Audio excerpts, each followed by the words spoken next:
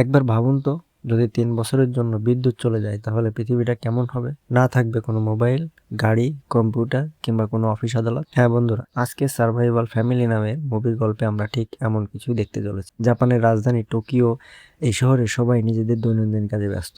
এই শহরে ইউসি নামের এক লোক তার পরিবার নিয়ে বাস করে। তার পরিবারে মোট সদস্য সংখ্যা 4 জন। স্ত্রী মিসুই, হার্সেলের নাম কেজি ও মেয়ের নাম ইউই। কেনজি আর ইউই সারাক্ষণ তাদের ফোন নিয়ে ব্যস্ত থাকে, আর তাদের বাবা এখন অফিস থেকে এসে টিভি দেখছে। নিশ্চয়ই কিছু রান্না করছে। তাদের পরিবারের সবাইকে দেখে খুব ভালোভাবে বোঝা যায় তারা সবাই টেকনোলজির উপর বেশি ডিপেন্ডেন্ট। তাদের বিনোদনের মাধ্যমে যেন এই মোবাইল, কম্পিউটার বা টেলিভিশন। কখনোই নিজেদেরকে সময় দেওয়া বা কোথাও ঘুরতে যাওয়া, এই কাজগুলো তারা করে না। তারা এক বাসায় থেকে যেন একে অপরের থেকে অনেক বেশি আলাদা। তো যাই হোক, পরের দিন সকালবেলা ইউসি ঘুম ভাঙতে একটু দেরি হয়ে যায়, কারণ আজ অ্যালার্ম ক্লকটা ঠিক সময় বাজেনি। তার এখন অফিসে যেতে হবে, কিন্তু কয়টা বাজে সেটাও সে দেখতে পাচ্ছে না, কারণ পুরো বাসায় কারেন্ট নেই। আর বর্তমান সময় ঘড়িগুলো কারেন্টের মাধ্যমে চলে। এদিকে সবচেয়ে অবাক করা বিষয় হলো, কারেন্ট না থাকলে তো আইপিএস চলার কথা, কিন্তু আইপিএসও কাজ করছে না। এদিকে ইউ ঘুম থেকে উঠে তার ফোনটা হাতে নিয়ে দেখে সেটা বন্ধ হয়ে পড়ে আছে, কারণ সেটা চার্জ শেষ হয়ে গেছে। কারেন্ট না থাকার কারণে গরমে তাদের অবস্থা একেবারে নাজেহাল। ইউসি অবস্থা দেখে বিদ্যুৎ অফিসে ফোন করার ট্রাই করে, কিন্তু ফোন করতে গিয়ে সে ফোন করতে পারে না, কারণ সেটাও তো কারেন্টেই চলে। এরপর ছেলে মেয়েরা স্কুলের উদ্দেশ্যে বেরিয়ে পড়ে আর তাদের বাবা অফিসের উদ্দেশ্যে, কিন্তু তারা রুম থেকে বের হয়ে লিফটের কাছে এসে দেখে সেখানে অনেক মানুষ ভিড় করে আছে। তারা সেখানে জানতে পারে শুধু তাদের অ্যাপার্টমেন্ট নয়, বরং পুরো বিল্ডিংয়ে এই রাতে কারেন্ট নাই।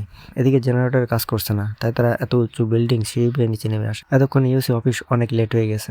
সে দ্রুত বেরিয়ে পড়ে স্টেশনে যাওয়ার উদ্দেশ্যে, কিন্তু সেখানে গিয়ে ঘটে আর এক বিপত্তি। সে দেখতে পায় সেখানে প্রচুর মানুষের ভিড়, কিন্তু কোনো ট্রেন চলছে না। খোঁজ নিয়ে জানা যায় কোনো ট্রেনই তাদের গন্তব্যস্থল থেকে আসতে পারেনি, কারণ বর্তমান প্রযুক্তিতে বিদ্যুৎ ছাড়া কোনো ট্রেন চলে না। তাই সেগুলো শহরের বিভিন্ন জায়গায় থেমে আছে। কিন্তু কি আর করা, অফিসে তো যেতেই হবে। তাই সে বাসের উদ্দেশ্যে আবার সেখান থেকে হাঁটতে শুরু করে, কিন্তু এখানেও এসে সে একই অবস্থা দেখতে পায়। ইলেকট্রিক কিংবা সেগুলো বিদ্যুৎ ছাড়া চলছে না। তাই কোনো উপায় না পেয়ে ইউসিকে পায়ে হেঁটে অফিসের দিকে যেতে হচ্ছে। এত কিছুর ভেতরে ইউই শুধু ঠিক মতো স্কুলের দিকে যাচ্ছিল, কারণ সে সাইকেলে যাতায়াত করে। সে যাওয়ার সময় হঠাৎ করে সাইকেলটা থামিয়ে চারপাশটা দেখতে থাকে। শহরের অবস্থা সে আগে কখনো দেখেনি। আশেপাশের মধ্যে কেমন একটা অস্থিরতা কাজ করছে।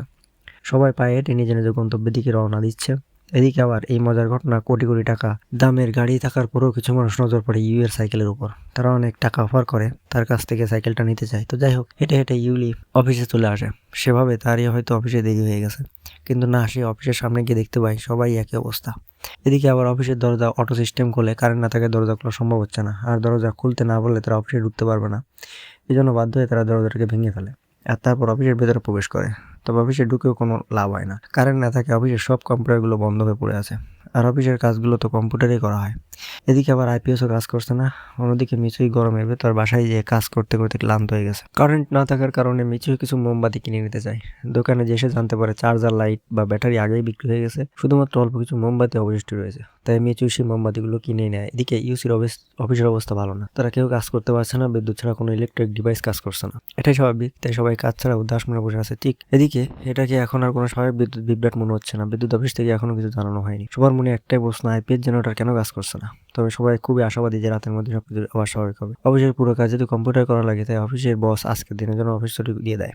এদিকে অফিস থেকে বের হয়ে ইউসি দেখতে পায় রাস্তায় কোনো যানবাহন। এভাবে আর কত দূরই বা হাঁটা যায়, তাই সে একটা সাইকেল কেনার সিদ্ধান্ত নেয়। কিন্তু সাইকেলের দোকানে গিয়ে সে দেখতে পায় সাইকেলের দাম একেবারে আকাশচুম্বী। এখন একটা সাইকেলের যে দাম, সেই দামে আগে 3টা সাইকেল কেনা যেত। কিন্তু এখন সে পরিস্থিতি তাকে বাধ্য হয়ে ইউসি বেশি দাম দিয়ে সাইকেলটা কিনতে বাধ্য হয়। দেখতে দেখতে রাত নেমে আসে, কিন্তু তখনও কারেন্ট আসেনি। ইউসিরা সব রুমে মোমবাতি জ্বালিয়ে দেয়, আর মোমবাতি আলোতেই তারা রাতের খাবারটা সেরে নেয়। টয়লেট ফ্লাশ হচ্ছে না, ট্যাপে পানি নেই। এমন পরিস্থিতি থাকলে কাল তাদের পানি কিনে আনতে হবে। সবাই যার যার রুমে বসে আছে, কারণ করার মতো কেমন কিছু নেই। আকাশে পূর্ণিমার চাঁদ উঠেছে। তারা সবাই বেলকনিতে দাঁড়িয়ে চাঁদ দেখে আর একে অপরের সাথে গল্প করে। এমন সময় তারা আগে কখনো কাটায়নি। এভাবে কারেন্ট ছাড়া 2 দিন পার হয়ে যায়। আজ 3য় দিন। কারেন্ট না থাকে অ্যাপার্টমেন্টের অবস্থা একদমই খারাপ। ওয়াশিং মেশিন বন্ধ, ক্লিনারটাও বন্ধ।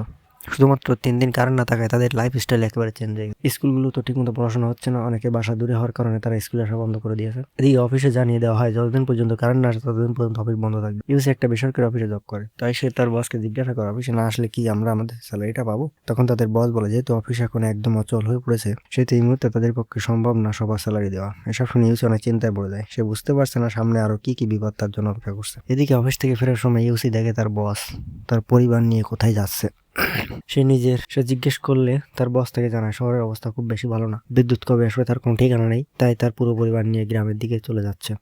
ইউসি ভাবে তাদের এমনটা করা উচিত, গ্রামে গেলে হয়তো তাদের কষ্ট একটু কম। অন্যদিকে ইউসির ওয়াইফ পানি আনার জন্য দূরে একটা ওয়াটার ট্যাঙ্কে কাজ যায়, কিন্তু সেখানে অনেক ভিড় থাকায় ঘন্টার পর ঘন্টা লাইনে দাঁড়িয়ে থেকে কোনো লাভ হয় না। ওদিকে আবার ট্যাঙ্কের পানিও প্রায় সেরে দিয়ে, কারণ না তাই ক্রেডিট কার্ড কাজ করছে না। তাই ইউসি ব্যাংক থেকে টাকা তোলার জন্য দ্রুত চলে আসে, কিন্তু ব্যাংকে এসে দেখতে পায় এখানে প্রচুর মানুষের ভিড়। লাইনে দাঁড়াতে গিয়ে সে মাসে ধাক্কা করে আহত হয়ে যায়। এভাবে 7টা দিন পার হয়ে গেছে, এখনো কারেন্ট আসার কোনো নামগন্ধ নেই। শহর একদম অচল হয়ে পড়ে গেছে, দোকানপাট সবকিছু বন্ধ হয়ে আছে। সবাই বিদ্যুৎ অফিসে গিয়ে খোঁজ নিয়ে জানতে পারে জাতীয় গ্রিড সহ সব গ্রিডে কি যেন একটা সমস্যা হয়েছে, কোনো উপায়ে বিদ্যুৎ উৎপাদন করা যাচ্ছে না। তবে গবেষক দল বিষয়টা নিয়ে কাজ চালিয়ে যাচ্ছে, আশা করা যায় এতদিনের মধ্যে হয়তো সবকিছু ঠিক হয়ে যাবে। কিন্তু এভাবে শহরে আর কতদিন পরে থাকা যায়, তাই তারা সবাই মিলে সিদ্ধান্ত নেয় তারা যার যার গ্রামের বাড়িতে চলে যাবে। এদিকে আবার অ্যাপার্টমেন্টের একজন মহিলা মারা গেছে, আর অনেক বয়স হয়েছিল, তাই সে এত গরমের বাথরুমের কষ্ট সহ্য করতে না পেরে মারা গিয়েছে। সবকিছু দেখে ইউসিরা সিদ্ধান্ত নেয় যে তারা গ্রামের বাড়িতে চলে যাবে। গ্রামের বাড়িতে শুধুমাত্র ইউসির বাবা থাকে। তারা প্রায় 7 বছর পর গ্রামের বাড়িতে যায়। খুব পরে তারা গ্রামের বাড়ির উদ্দেশ্যে রওনা হয়। তারা সবাই সাইকেলে করে যাত্রা শুরু করে। এদিকে তাদের পানি কেনার প্রয়োজন ছিল, কিন্তু রাস্তায় তারা দেখতে পায় সবকিছুর দাম অনেক বেশি।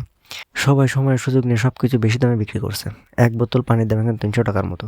এরপর তারা দোকানে আসে, সেখান থেকে তারা কিছু পানির বোতল আর খাবার কেনে, আর সেগুলো খাওয়ার পর সেখানে বসে বিশ্রাম নেয়। এরপর তারা আবার গ্রামের উদ্দেশ্যে বেরিয়ে পড়ে। তাদেরকে আগে একটা এয়ারপোর্টে যেতে হবে, কিন্তু এয়ারপোর্টে এসে তারা দেখতে পায় সেখানকার গেট লক করা, প্রচুর মানুষের ভিড় জমে আছে সেখানে। ইউসিরা সেখানে এসে জানতে পারে তাদের সবার ফ্লাইট বাতিল করা হয়েছে। প্যাসেঞ্জাররা ততক্ষণ অনেক ক্ষিপ্ত হয়ে গেছে, কারণ টিকিট কেনার আগেও তাদেরকে এমন কিছু বলা হয়নি যে তাদের ফ্লাইট বন্ধ হয়ে যেতে পারে। এদিকে সেখানে থাকা গার্ডরা তাদেরকে জানায় বিদ্যুৎ না থাকার কারণে এই সিদ্ধান্ত নেওয়া হয়েছে। তাদের কাছে যে জ্বালানিটুকু আছে সেগুলো ভবিষ্যতের জন্য সংরক্ষণ করা হচ্ছে, তাই সেখান থেকে আর কোনো লাভ নেই। এই জন্য ইউসির একটা হোটেলে যায়। আজকে রাতটা তাদের সেখানে কাটাতে হবে। কিন্তু এখানে এসে তারা দেখতে পায় হোটেলের মালিকরা সুযোগের অপব্যবহার করছে। সেখানে মাত্র 1 রাত থাকার জন্য অনেক বেশি টাকা নেওয়া হচ্ছে, কিন্তু যেহেতু কোনো উপায় নেই তাই বেশি দাম দিয়ে তারা রাতটা সেখানেই থেকে যায়। তারা খাবার সময় সবাই মিলে আলোচনা করে যে তারা আসলে কি করবে, তারা কি শহরে থেকে যাবে নাকি গ্রামে চলে যাবে। কিন্তু শহরের জীবন তাদের জন্য দুর্বিষহ উঠেছে, খাবারের দাম আকাশচুম্বী, আর তাদের কাছে যা যা আছে তো একটা সময় শেষ হয়ে যাবে। তখন তারা কি করবে? পরে সবকিছু চিন্তা করে তারা সিদ্ধান্ত নেয় তারা গ্রামেই চলে যাবে। কিন্তু সমস্যা হলো প্লেন চলে যেতে পারবে না, তাহলে তাদের একটা মাত্র উপায় হলো সাইকেলে করে যাওয়া, কিন্তু তাতে করে তাদের বেশ কয়েকদিন লেগে যাবে। তবুও তারা সাইকেলে করে গ্রামে যাওয়ার সিদ্ধান্ত নয়। পরের দিন সকালবেলা ইউ আর কেনজি একটা দোকানে গিয়ে ম্যাপ নেয়। অন্যদিকে তাদের বাবা মা একটি মুদির দোকানে গিয়ে দামি অ্যালকোহলের পরিবর্তে কিছু চাল ও ডাল কিনে নেয়। এরপর তারা তাদের যাত্রা শুরু করে। প্রথম দিকে তারা ম্যাপের সাথে তাল মিলিয়ে রাস্তা খুঁজে পাচ্ছিল না, পরে অবশ্য তারা রাস্তা খুঁজে পায়। এরপর তারা একটা জায়গায় এসে কিছুক্ষণ বিশ্রাম নেয়, এখানে তারা তাদের আজকের রাতটা পার করবে। এদিকে সে সময় তাদের কাছে পানি দেখে অন্য একটা পরিবার অনেক টাকার বিনিময়ে পানি কিনতে যায়, কিন্তু অনেক টাকার লোভ দেখালো ইউসিরে রাজি হয় না, কারণ এখন টাকার চেয়ে পানির মূল্য অনেক বেশি। তো এরপর তারা খাবার খেয়ে রাতে ঘুমানোর প্রস্তুতি নেয় ঠিক, কিন্তু সেখানে প্রচুর ঠান্ডা পড়েছিল। তবে কি আর করা, বাধ্য এখানে থাকতেছে তাদের। রাতে আবার তাদের কিছু পানির বোতল চুরি হয়ে যায়। কেনজি তার পিছনে নিয়েছিল ঠিকই, কিন্তু পরে সে দেখতে পায় যে লোকটি পানি চুরি করেছিল সে আসলে তার ছোট্ট বাচ্চাটার জন্য চুরি করেছে, তাই সে তাদেরকে কিছু না বলে সেখান থেকে চলে আসে। এরপরের দিন কেনজিরা আবারও যাত্রা শুরু করে। যেতে যেতে তারা একটা টানেলের কাছে গিয়ে পৌঁছায়। এখন তাদের এই টানেলটা পাড়িয়ে দিতে হবে, কিন্তু টানেলের ভিতরে একেবারে গুটগুটো অন্ধকার, তাই তারা ঠিকভাবে সামনের দিকে এগোতে পারে না। এই জন্য তারা সেখানকার কিছু বয়স্ক মহিলাদের সাহায্য নিয়ে টানেলটা পার হয়ে যায়। এভাবে দেখতে দেখতে 16টা দিন পার হয়ে গেছে। তারা একটা নদীর কাছে এসে বিশ্রাম নিচ্ছে। তাদের কাছে এখনো কিছু খাবার থাকলো, যা পানি ছিল সেগুলো শেষ হয়ে গিয়েছে। এদিকে পানির তৃষ্ণাও লেগেছে, তাই উপায় না দেখে ইউসি সেই নদীর ময়লাযুক্ত দুর্গন্ধযুক্ত পানি পান। এরপর তারা আবারও গ্রামের উদ্দেশ্যে রওনা যেতে একটা সময় হঠাৎ করে মুষলধারে বৃষ্টি শুরু হয়। বৃষ্টি হাতে হাতে হালকা ঝোড়ো বাঁধানো হয়েছিল, তাই তারা রাস্তার পরে তাদের সাইকেলগুলো পার করে একটা ব্রিজের নিচে এসে আশ্রয় দেয়।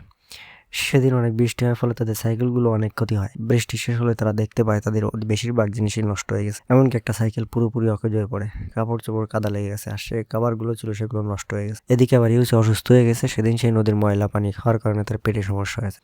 এই জন্য ইউই তার ভাই কেনজি একটা সুপার শপে যায় কিছু ওষুধ আর মোমবাতি সহ নিত্য প্রয়োজনীয় কিছু জিনিস কেনার জন্য, কিন্তু সেখানে গিয়ে তারা খাবারের জন্য তেমন কিছু না পেয়ে শেষমেশ তারা বিড়ালের খাবার নিতে বাধ্য হয়। অন্তত এটা দিয়ে তারা তাদের ক্ষুধা মেটাতে পারবে। আর পানির বিকল্প তারা সেখানে পায় ব্যাটারি বিশুদ্ধকরণ পানি। পানিটা খাওয়া গেলেও এটা স্বাদই খুবই বিশ্রী। এইসব কিছু নিয়ে তারা তাদের বাবা মায়ের কাছে ফিরে আসে। সেই বিড়ালের খাবার তো তারা ঠিক মতো খেতেই পারছিল না। এদিকে একটা সাইকেল অকেজ অবস্থা পড়েছে, কিন্তু তার ফোনের ব্যাক পার্টকে সাইকেলগুলো ঠিক করে নেয়। এরপর আবার যাত্রা শুরু করে। সেই ব্যাটারি বিশুদ্ধকরণ পানি আর বিড়ালের খাবার খেয়ে তারা আরো একটা সপ্তাহ পার করে দিয়েছে। আজ তাদের এই যুদ্ধের 22তম দিন। যাওয়ার সময় তাদের এক পরিবারের সাথে পরিচয় হয়। এই পরিবারের সবাই আবার আয়ুর্বেদের বেশ ভালো ব্যবহার দেন। পরিবারে একজন তাদেরকে বলে, বোন, জঙ্গলে এমন কিছু গাছ আছে যেগুলো সিদ্ধ করে খাওয়া যায়, সেই সাথে ওই গাছপালার পুষ্টিগুণ রয়েছে। এই পরিবারের কাছ থেকে কেনজিরা অনেক কিছু শিখে নেয়, এই যেমন পানি কিভাবে ফিল্টার করতে হয়, কিভাবে অনেকদিন পর্যন্ত খাবার সংরক্ষণ করা যায়, এই সব কিছু। এরপর তারা আবারও তাদের গন্তব্যের উদ্দেশ্যে বেরিয়ে পড়ে। এভাবে আরো কয়েকটা দিন কেটে যায়। 43তম দিনে তারা একটা বাজারের কাছে চলে আসে। সেখানে গিয়ে তারা দেখতে পায় ভালো খাবারের ব্যবস্থা রয়েছে, নদীর বিভিন্ন প্রজাতির মাছ সেখানে রান্না করা হচ্ছে। এটা দেখে কেঞ্জিরা খুবই আনন্দের সাথে লাইনে দাঁড়িয়ে যায়, কিন্তু সময় খারাপ হলে যাওয়া হয় আর কি। তাদের সময় আসতে আসতে সব খাবার শেষ হয়ে যায়। ইউসি দোকানদারকে অনেক অনুরোধ করে তাদের জন্য মাছ রান্না করতে, এমনকি তার পা পর্যন্ত ধরে, কিন্তু আজকের জন্য তো মাছ আনা হয়েছিল সেগুলো সব শেষ হয়ে গেছে। তাই দোকানদারও কিছু করা নেই। এভাবে কোনো রকম পার হয়ে যায় 67তম দিন। এই মুহূর্তে তাদের একটু ভালো খাবারের প্রয়োজন, তাই তারা একটা ক্ষেতের কাছে আসে। তারা ক্ষুধার জ্বালায় এতটাই কাতর হয়ে গিয়েছে যে সেখানে থেকে পোকামাকড় খাওয়ার সিদ্ধান্ত নেয়। ঠিক তখনই হঠাৎ করে ইউসি দেখতে পায় সেখানে একটা শূকর রয়েছে। তারা সবাই মিলে সেটাকে ধরার চেষ্টা করে। অনেক চেষ্টার পর ইউসি সেই শূকরটাকে মেরে ফেলতে সক্ষম হয়, কিন্তু তারা সেটাকে মারতে পারলেও সেটার মাংস বের করতে পারছিল না। তখন সেখানে একজন বৃদ্ধ লোক আসে, আর তিনি তাদেরকে ওটাকে কাটতে সাহায্য করে, কিন্তু তার বিনিময়ে তাকে কিছু মাংস দিতে হবে। এই লোকটা সেখানকারই একজন কৃষক, পাশেই তার বাসা। তিনি ইউসিদের সাহায্য করেন। ইউসিরা তারা বাসায় এসে তার কল দেখতে পেয়ে সেখানে ছুটে যায় পানি খাওয়ার জন্য। প্রায় 2 মাস পর তারা এমন মিষ্টি পানি। এরপর তাদেরকে বৃদ্ধ লোকটা খাবার খেতে দেয়। এতদিন পর ভালো ভালো খাবার খেতে পেরে তারা খুবই খুশি হয়ে যায়। ইউই তো খেতে গিয়ে কেঁদেই ফেলে। তারা অনেক তৃপ্তি নিয়ে খাবারগুলো খায়। এদিকে যাতে ফ্রিজ নেই, তাই মাংসের একটা বিকল্প ব্যবস্থা করতে হবে। তারা এই মাংসগুলো লবণ দিয়ে মেখে সংরক্ষণ করে রাখে। তারা একটা সপ্তাহ ওখানেই কাটায়, কিন্তু এবার তাদের যাওয়ার সময় হয়েছে। যাওয়ার সময় বৃদ্ধ লোকটা তাদের কিছু খাবার দিয়ে দেয়। খাবারগুলো নিয়ে ইউরা আবার তাদের যাত্রা শুরু করে। ধীরে ধীরে তারা গ্রামের কাছেই গিয়েছিল। আরো 3 দিন সাইকেল চালিয়ে যাওয়ার পর তারা একটা বিলের কাছে চলে আসে, কিন্তু এই বিলের উপরে কোনো ব্রিজ না থাকায় তারা সেটা পার হতে পারে না। কিন্তু এই বিল পার হতে না পারলে তারা গ্রামে যেতে পারবে না। তারা আসলে এই ম্যাপটা ফলো করেছিল, সেটা অনেক পুরনো। ওই ম্যাপে ওই বিলের কিছু চিহ্ন উল্লেখ করা যায়, কিন্তু তবুও তো তাদের এই বিলটা পার হতে হবে। তাই তারা সবাই মিলে একটা ভেলা বানানোর চেষ্টা করে। একটা সময় পরে তারা বেশ কিছু কাঠ বিভিন্ন জিনিসের সাহায্যে একটা ভেলা বানিয়ে ফেলে, আর এই ভেলাতে করে তারা বিলটা পাওয়ার চেষ্টা করে। একটা সময় তারা বিলের উপরে চলে আসে, কিন্তু তখনও তাদের কাজ শেষ হয়নি। বিলের উপরে তাদের সাইকেলগুলো রয়েছে, সেগুলো নিয়ে আসতে হবে। ইউসি তার ছেলেকে সাথে নিয়ে আবারও বিলের উপরে দেয়। ঠিক সে সময় আবারও প্রচুর বৃষ্টি শুরু হয়ে যায়। ঠিক তখন একটা দুর্ঘটনা ঘটে। প্রচন্ড বৃষ্টির কারণে বেড়াটা ভেঙে যায়, আর এই কারণে ইউসি পানির মধ্যে ডুবে যায়। যদি ইউসি সাঁতার পারতো, কিন্তু তবুও তাকে কোথাও খুঁজে পাওয়া যাচ্ছিল না। এদিকে বৃষ্টি থেমে গেলেও তাকে বিভিন্ন জায়গায় খোঁজা হয়, কিন্তু খোঁজাখুঁজির পরে কেনজি শুধু তার বাবার পড়া চুলটা খুঁজে পায়। তারা ধরেই নেয় হয়তো তাদের বাবা পানিতে ডুবে মারা গেছে। তারা সবাই অনেক কষ্ট পায়, এমনটা হবে তারা সেটা কখনোই ভাবতে পারেনি। তারা মন খারাপ করে আবার চলতে শুরু করে। এভাবে 94টা দিন পার হয়ে যায়। তারা একটা রেল লাইন ধরে এগোচ্ছে। এই সময় হঠাৎ করে তাদের উপর কিছু কুকুর হামলা করে বসে। আসলে তাদের ব্যাগে কিছু খাবার ছিল, সেই খাবারের ঘ্রাণে কুকুরগুলো তাদের পিছু করে। কুকুরগুলোকে তাড়ানোর চেষ্টা করতে গিয়ে কেনজির মা সেখান থেকে নিচে পড়ে যায়, ফলে তার মায়ের পা ভেঙে যায়। এরপর তারা ছেলে মেয়েরা এসে তাকে ধরে সামনের দিকে নিয়ে যেতে শুরু করে। আবার কুকুরগুলো তাদের উপর আক্রমণ করতে যাবে, ঠিক তখনই সেখানে একটা ট্রেন চলে আসে। এই ট্রেনটা আসলে কয়লা দিয়ে চলে। অনেক আগে জাপানে এই ট্রেনগুলো চলাচল করতো। কেনজিরা এই ট্রেন দেখে অনেক অবাক হয়ে যায়। এরপরে এই ট্রেনে করে তারা গ্রামের দিকে যায়। ওই ট্রেনে আবার কয়েকজন ডাক্তার ছিল, তারা কেনজির মাকে প্রাথমিক চিকিৎসা দেয় আর তাদের সবাইকে কিছু খেতে দেয়। অন্যদিকে দেখা যায় বিলের এক কিনারা ইউসি পড়ে আছে। আসলে বিলের পানি কম থাকায় সে এখনো বেঁচে আছে। তো যাই হোক, এরপর সে উঠে হাঁটা শুরু করে। একটা ক্ষেতের ধারে এসে বসে পড়ে। এই ক্ষেতের পাশ দিয়ে আবার সেই কয়লা চালিত ট্রেনটা যাচ্ছিল। ট্রেনটা দেখতে পেয়ে ইউসি তার কাছে থাকা মশালটা জ্বালিয়ে ধরে, আর এটা আবার দূর থেকে কেনজির মা দেখতে পায়। এরপর ট্রেনটাকে থামিয়ে দেওয়া হয়। ইউ কেনজি ট্রেন থেকে নেমে গিয়ে তার বাবাকে নিয়ে আসে। পুরো পরিবার আবারও এক হয়। অবশেষে 108 দিন পর কেনজিরা তাদের গ্রামের বাড়িতে পৌঁছায়। কেনজির দাদা তখন নদীর ধারে দাঁড়িয়ে মাছ ধরছিলেন।